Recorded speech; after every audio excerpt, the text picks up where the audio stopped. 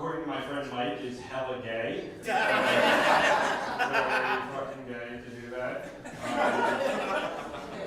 I came out to my friends in like my mid-20s. You know, I called them up and I was like, listen, I'm dating guys right now. And they were very supportive about it. They were like, oh dude, it doesn't matter to us. At the end of the day, you still owe us money. In fact, why are you calling us right now? Call us when you identify as someone that doesn't ignore their Cash App. And then we'll actually give a shit. You know, a lot of people tell me I don't look like the stereotypical gay. I get that a lot. Like, hey, you don't look like the stereotypical gay. Which, a lot of people say that like it's a compliment, but all it means is that you're out of shape and you dress like shit. That's all that means. It's like, wow, they're so trim and fashionable in Hell's Kitchen, but you have a beer gut and cargo shorts from Kohl's. Like, what? Step it up a little bit. Most of my friends are straight guys for the most part. And yeah, I know, boo. Like, that's it. We're broken. Ew. Whenever I call them to go out somewhere, whenever I call like one of my friends, their first question is always like, is there going to be pussy there? That's always their first question. Is there going to be any chicks there? I called my friend Mike. I was like, hey, you want to go out? And he's like, is there going to be any chicks there? Is there going to be any pussy there? I'm like, I don't know if there's going to be any pussy at the Museum of Natural History. Like, we're going to get some poontang in the anthropology section of the Museum of Natural History. I was at the bar the other day and I heard like these two guys talking. They asked each other if they would suck a dick for $1 million. That classic question. Would you suck a dick for $1 million? Which it kind of like bothered me because if there's a dick to be sucked for $1 million, I have union priority over that. Okay? You're not going to DEI your way on this $1 million issue.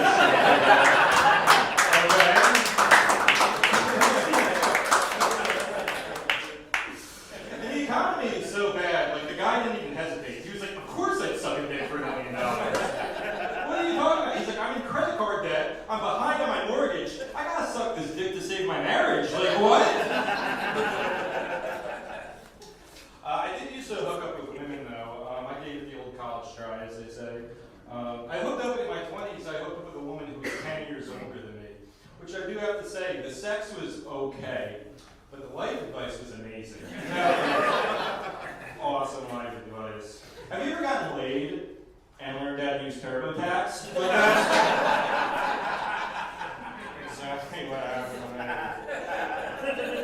Most of my friends were like, how was it? I was like, oh dude, I opened up a 401k. It was amazing. What are you talking about?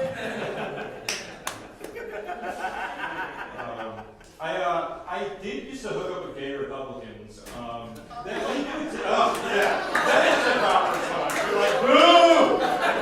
Boo this man right now. How dare you? They're kind of gross, I'm not going to lie. You know.